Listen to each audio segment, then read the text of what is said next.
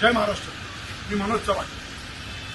इतक्या सगळं जबरदस्त आंदोलन मराठी या विषयावर असून सुद्धा माननीय राज ठाकरे साहेबांनी सरकारला पत्र दिलं आणि मराठी भाषा ही पहिलीपासून पाचवीपर्यंत सक्तीची करू नका हे सांगितलं असताना देखील आणि सगळ्या जेवढे मराठी प्रेमी आहेत या महाराष्ट्राच्या जनतेने सांगितल्यानंतर सरकारने तशी आश्वासन देखील दिलं होतं की आम्ही मराठी सक्तीची करणार नाही.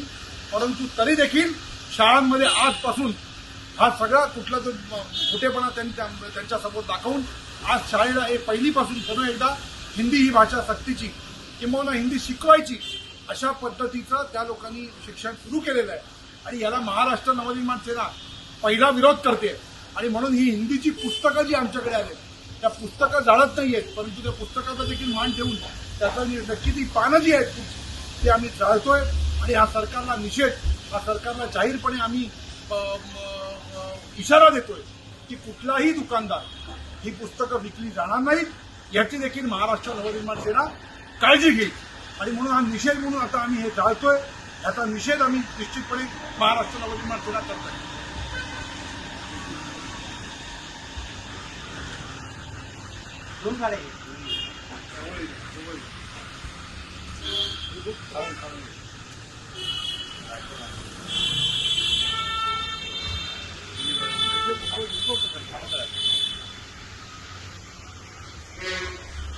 आम्ही निषेध सरकारचा आम्ही करतोय आणि पूर्णपणे हा निषेध करून हे आम्ही या भाषिकेचं पहिलं शेवटचं बाण काढून निश्चितपणे विद्येला जाळायचं नाही याची देखील आम्ही भान ठेवून आम्ही हा निषेध सरकारपर्यंत पोहोचवण्याकरता हे आम्ही जाळत आहे.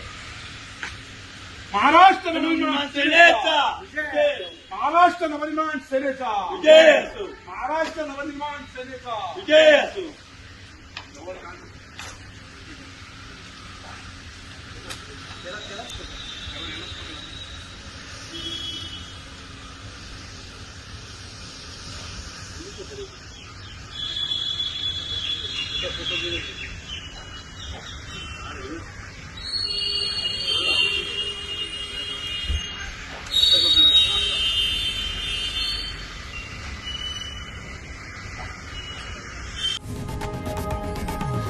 लोकशाही मराठी ऐका, पहा, जागरूक रहा.